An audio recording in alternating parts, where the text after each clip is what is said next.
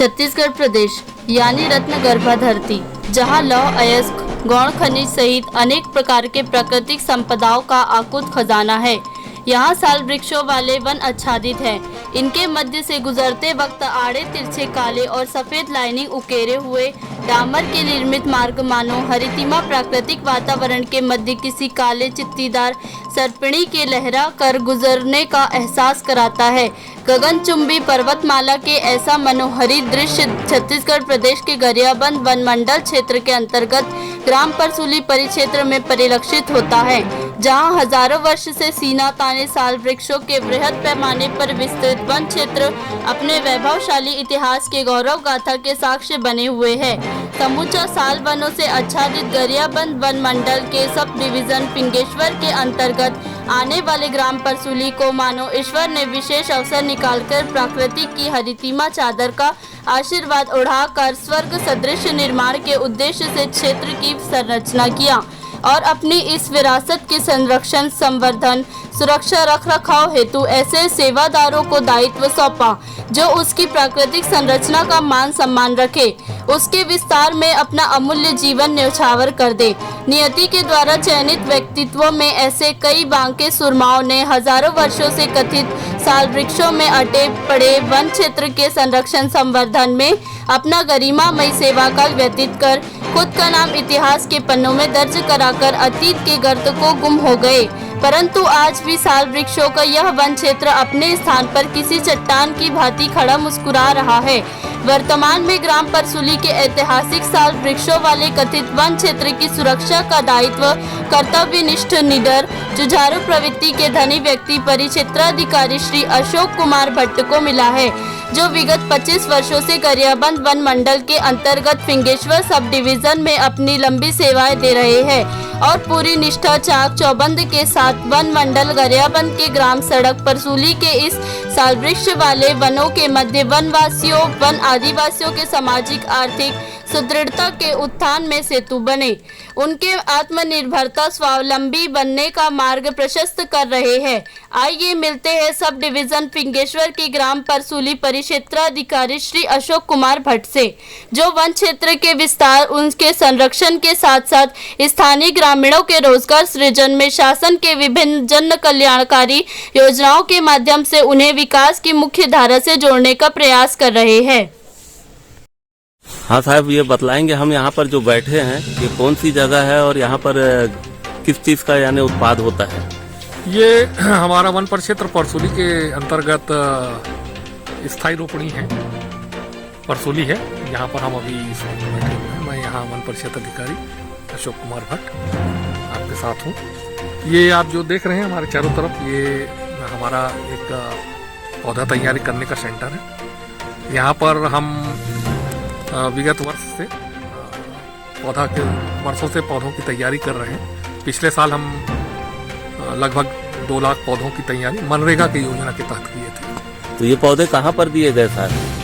ये हम लोगों ने यहाँ पर हमारे आसपास के जो क्षेत्रवासियों हैं, ग्रामीणों को, किसानों को, उनके मांग के अनुसार फलदार पौधों और कुछ औषधि महत्व के पौधों जिनकी तैयारी हम लोगों ने यहाँ की थी, तो वहाँ गांव में ट्रैक्टर के द्वारा यहाँ से पहुँचा करके पौधा तुम्हार द्वार योजना के तहत माननीय मुख्यमंत्री जी की जो योजना है पौधा तुम्हार द्वार पहुँचा करके हम लोगों ने वन मंडलाधिकारी महोदय के निर्देशानुसार कार्य किया है। तो यहाँ पर जैसे पेड़ पौधे बाहर जाते हैं साहब, तो उसकी सुरक्षा वगैरह कौन करता है? वो जिन्हें करते हैं कि इसके लिए विभाग भी कुछ प्रयास करता है? नहीं, ये तो देखिए स्वेच्छा से वाली बात है, और जिसके मन में ऐसे भाव जागते हैं, स्तुति करते हैं, वंदना करते हैं, उस टाइप का अगर कोई आपके मन में ऐसा कोई भाव जागते हैं तो मैं समझता हूँ कि वो पेड़ पौधों के भविष्य के लिए बहुत अच्छा है और स्वयं ही व्यक्ति उन पौधों को पेड़ बना देता है। इससे कोई तो अब तक के यहाँ पर कितने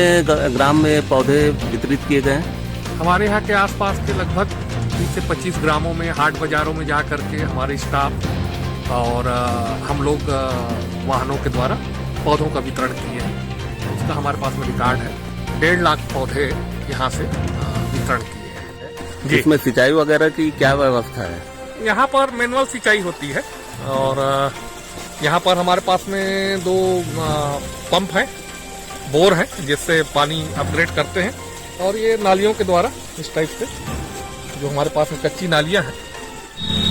इस नर्सरी से साहब ये बताएं कि जो आसपास के ग्रामीण हैं, श्रमिक हैं, यानी रोजगार कैसा यहाँ पर मिल रहा है और किस तरीके से महसूस करते हैं वो लोग? यहाँ से इस नर्सरी से जब से चला रहे हैं लगातार, तो साल में कम से कम हम 8 महीने 9 महीने का रोजगार हम मुहैया कराते हैं, और लगभग हर हफ्ते 15 से 20 लेबर हमारे पास में मनरेगा के तहत चलते हैं, और ये कह सकते हैं कि लगातार हम लोगों को रोजगार उपलब्ध कराते हैं।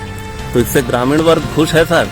हाँ, खुश है, और यहाँ के कार्यों के लिए समर्पित हुए। जैसा आप देख पा रहे हैं कि बहुत अच्छे से वो लोग अपना कार्य संपन्न करते हैं, और इसमें लोग उत्साह से भाग लेते हैं यहाँ से। जैसे कि हमने पिछले समय देखा था यहाँ पर कुछ महिलाएं भी थी, समूह की महिलाएं हैं, या और इसके अलावा उन लोग यहाँ पर और रोजगार सृजन होता है? यहाँ पर गांव की मजदूरी करने वाली महिलाएं हैं, जिनका हम लोगों ने एक समूह बना करके हम आगे कुछ उनके साथ में काम करने का हमारा वो है कि हम यहाँ पर पौधे की तैयारी है या मशरूम उत्पादन है, ऐसे कोई एक्टिविटी हम चालू कर सके। तो हम लोगों ने उनका एक समिति भी बनाया रखा है, अभी उसको पंजीयन के लिए भेजा हुआ है। ये हमारे वन परिक्षेत्र का 368 कंपार्टमेंट है। अच्छा, इसमें अभी ये क्या है कि कई चारों तरफ से परसुली बस्ती और उसमें रहने वाले रहवासियों से पूरा घिरा हुआ क्षेत्र है, और आगे के लिए आप समझिए कि जो अति संवेदनशील क्षेत्र है, रोड साइड का क्षेत्र है, अतिक्रमण इत्यादि के उद्देश्य से।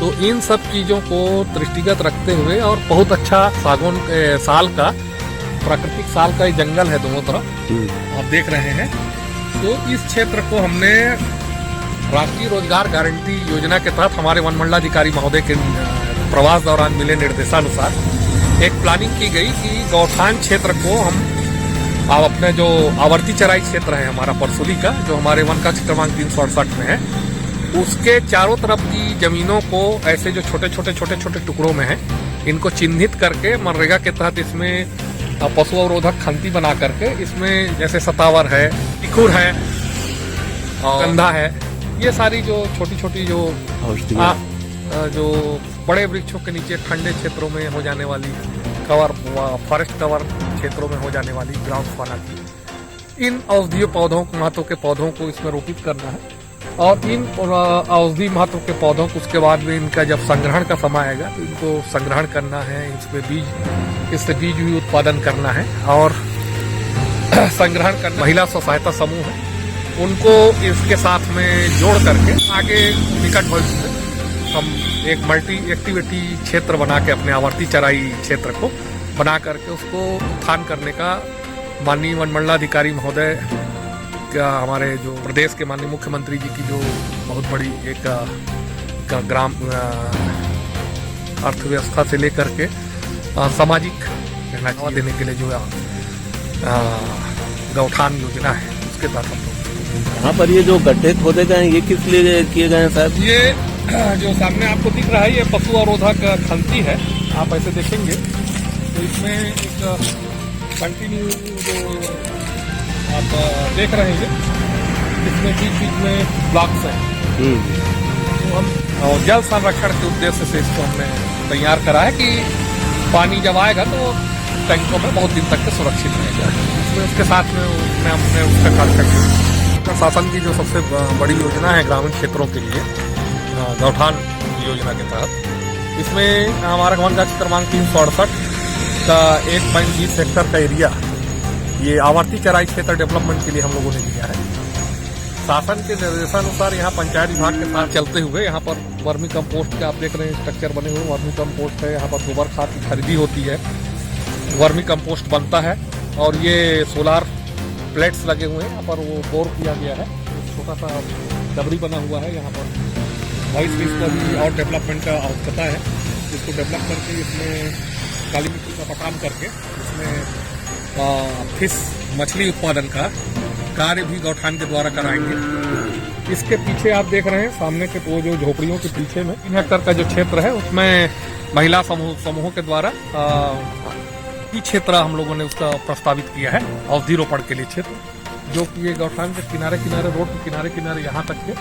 इसके बाद में मनमंडलाधिकारी के मनसा निर्देश थे हम लोगों को, उसके तहत ये आप जो सामने का एरिया देख रहे हैं रोड के उस तरफ वाला, ये पूरा एरिया में अभी तिखुर हम लोगों ने लगाया है और उसमें अगले साल तक इसमें तिखुर के कंद से बीज भी निकल आएंगे। तो कुछ प्रिजर्व करके कुछ उसका जो विदोहन है वो करने के बाद में हम उसको उत्पादन भी लेना शुरू करेंगे और उसके मात्रा को भी बढ़ाएंगे, ताकि हम और आगे जगह जा करके साल के क्षेत्रों के नीचे में उसको बुआई कर सकें और उसको वृद्धि कर सकें। ये सब चीजें हम अपने महिला समूह के साथ में काम करने का हम लोगों ने किया हुआ है। DFO साहब के निर्देश से महिला समूह का गठन के लिए अनुमति के लिए चला गया है। सहायक परिक्षेत्र अधिकारी परसुली, यहाँ परसुली वृत्त के अंतर्गत 368 में गौठान निर्माण किया गया है। ये रकबा लगभग 3 एकड़ है और साथ ही यहाँ पर जैविक खाद निर्माण की प्रक्रिया चालू है और यहाँ सोलर पंप लगाया गया है। सोलर पंप से डबरी निर्माण किया गया है जो साइड से, उसमें पानी भरा जाता है ताकि मवेशियों को पानी पीने के लिए कोई कमी न महसूस न हो। इसके अलावा यहाँ पर और क्या व्यवस्था की गई है?